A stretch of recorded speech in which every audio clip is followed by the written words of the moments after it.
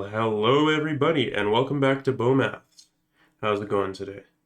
Well, the last several episodes have been spent talking about shifting number lines, stretching them, and you're really just looking at arithmetic operations from the perspective of number line transformations.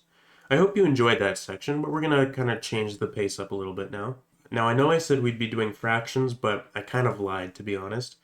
We will not be doing fractions. I was starting to work on a video for them, but I realized that we should be focusing on this smaller section first, and that'll make fractions all the more easier to understand. So we're going to start with doing this, and it'll be fun nonetheless, because it's nothing but fun with Maths, of course. All right, so if I asked you, okay, what's 8 divided by 2? You'd say, okay, that's easy, that's 4. That's a nice problem. And then if I ask you what's 7 divided by 2? All right, so you'd say, okay, well, that's going to involve some decimals. You work it out, you get 3.5, right? So if I said, okay, which one's like a nicer problem? Most people would say this one's nicer because there's no decimal involved, right? And so what I want to do is basically capture the notion of what it means to have like a nice division problem, where if we take a whole number, divide it by another whole number, we get a whole number out of it. And so this idea is that of divisibility. All right. So in this first case here, since when we divide 8 by 2, we get a whole number, we would say that 8 is divisible by 2. In other words, 8 divided by 2 is a nice problem. It gives us a nice answer, 4. Whereas 7, when we divide that by 2, we get 3.5. It has a decimal. So it's not as nice. So we say that 7 is not divisible by 2. So in general, we could say that a number is divisible by 2 if when you divide it, you get a whole number or no decimal. All right, makes sense? And this doesn't just have to be for 2, right? We could say, is 9 divisible by 3? Well, 9 is divisible by 3 because, well, what's 9 divided by 3? 9 divided by 3 is 3. It gives us a nice number, right? There's no decimal involved. Is 9 divisible by 2? Well, what's 9 divided by 2? That's 4.5. There is a decimal involved, so we say that 9 is not divisible by 2. All right, so I hope that idea makes sense. And question for you, is 9 divisible by 1? Well, all we have to do is just divide it and see if we get a decimal or not. What's 9 divided by 1? Well, we know anything divided by 1 is just itself, right? So 9 divided by 1 is 9. But that means we can actually get a more general statement than this. Any whole number is divisible by 1.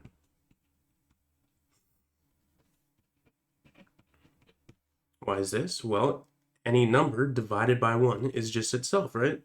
So we can say that anything is divisible by 1. Now I want to introduce an alternate way of saying the same thing here.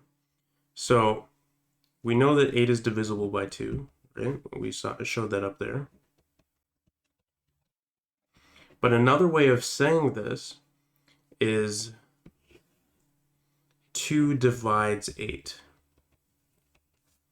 All right, so it's the exact same thing. It says that if we were to take 8 divided by 2, we'd get a whole number and no decimal. These are just two different ways of saying the same thing. And with this idea of 2 divides 8, we also get a fancy symbol that we can use for this. 2 vertical bar 8. Now this isn't used often in earlier levels of math, but it is something that does come up, so I figured I would show it to you just in case you do see it. So you know what this means. 2 divides 8, which is the same as saying 8 is divisible by 2, which is the same as saying that 8 divided by 2 gives us a number with no decimal, namely 4. All right, so as another example, true or false? 3 divides 7. Okay, so this is a statement that's saying 3 divides 7. But 3 divides 7 is the same thing as saying 7 is divisible by 3, right? So these are 3 different ways of saying that statement. But is 7 divisible by 3? Well, if we do 7 divided by 3, are we going to get a whole number? If we count by 3s, we're going to pass 7, right? 3, 6, 9, 7 somewhere in between. So we're not going to get where 7 divides nicely by 3. So this is false. All right, so I hope that concept of divisibility made sense to you. You're gonna get a lot of practice as you go, but now let's go on to multiples. All right, so if I say something like 3 times 4, what's that? That's 12, right? So if I have 3 times 4 equals 12, what I'm basically saying is that if I take 3 4s, I get 12. I can also think of it as I'm taking multiple 4s, namely 3 of them, to get 12. And so this idea of multiples comes from this notion of multiplication giving us 12. So in this case, since 12 equals 3 times 4, we can say that 12 is a multiple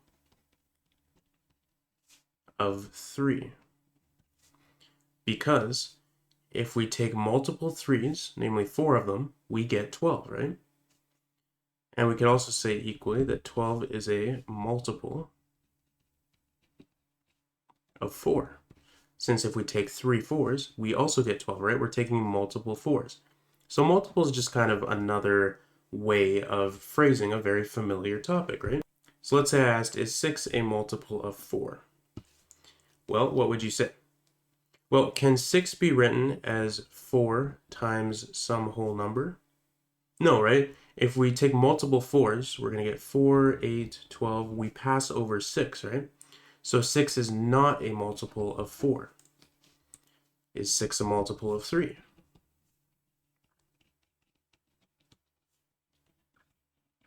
Well, can we find some whole number that we can multiply 3 by? Basically, can we take multiple 3s and get 6? Well, sure. If we multiply 3 by 2, that'll give us 6.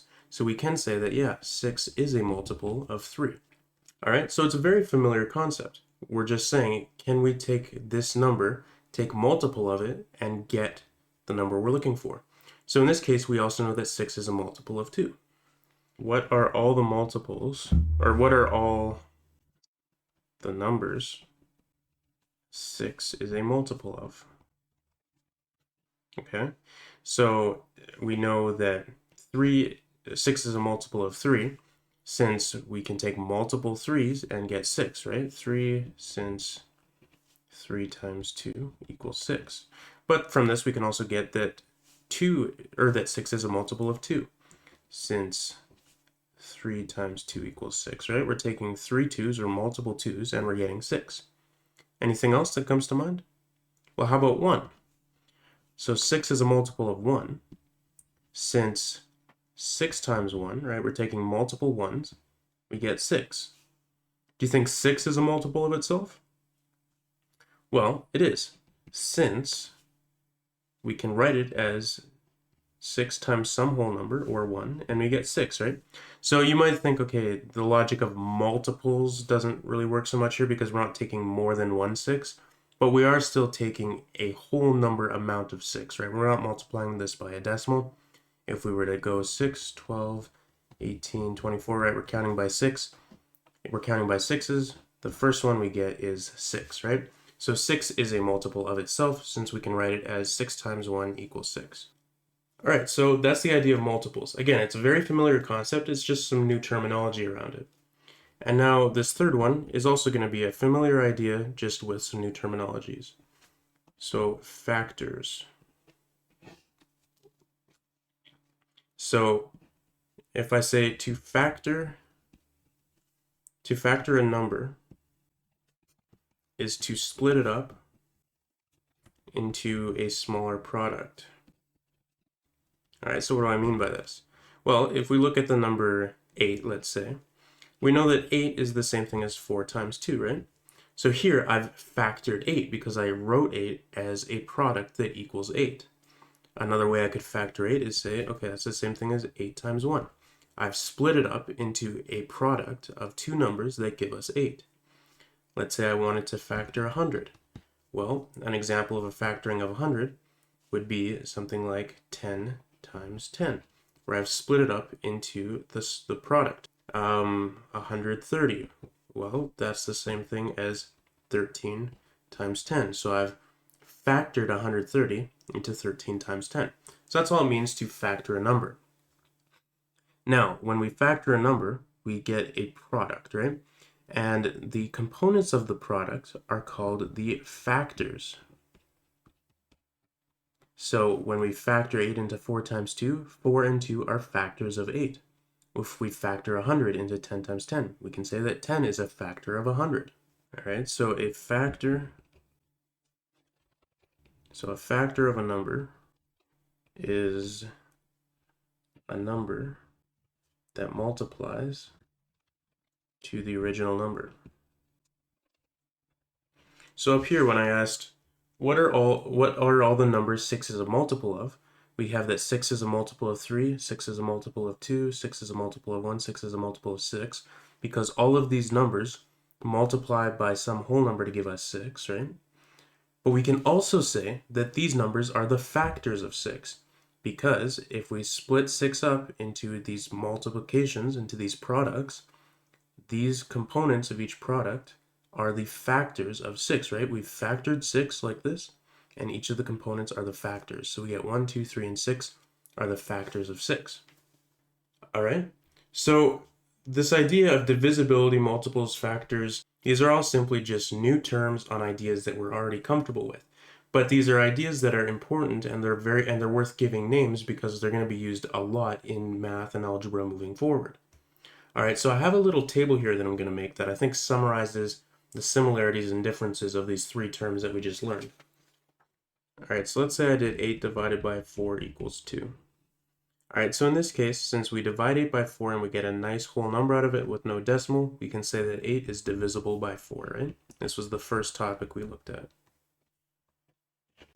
And you remember the other way of saying this? 8 is divisible by 4? It's 4 divides 8. Right, so the same thing, just with a different way of saying it. All right, and you remember the symbol we used for 4 divides 8? It can also be 4 vertical bar 8, which is read as 4 divides 8. So it's the same thing, right? It just has this meaning of 4 divides 8. All right, great. Now, similarly, kind of analogous to this, but with multiplication, we can say, hey, 8 equals 4 times 2, right? We know that's true. So if we split up 8 into 4 times 2, we have factored 8, right? So we factored 8 into 4 times 2. So from this, we can say that 4 is a factor of 8,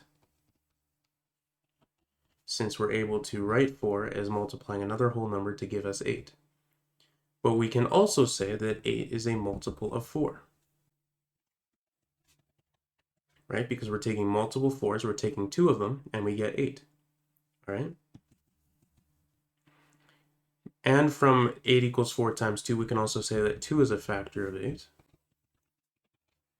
and that 8 is a multiple of 2. So these are all kind of expressing a lot of the same thing, just written in different ways or different aspects of it. With divisibility, we're focusing on division and if it can divide nicely. With factors, we're saying that these numbers can be multiplied by other whole numbers to give us the number we're looking for. And with being a multiple of something, we're saying, hey, we can build this number from these smaller pieces. We can build 8 from 2s. So I hope that made sense, and I hope that you practice to get used to this idea of divisibility, multiples, factors. We're going to be getting comfortable with them and using these ideas a decent amount in the coming lessons and a ton in the future. But that's all for me today. I hope you enjoyed the lesson. Have a good one, stay groovy, and I'll see you in the next video.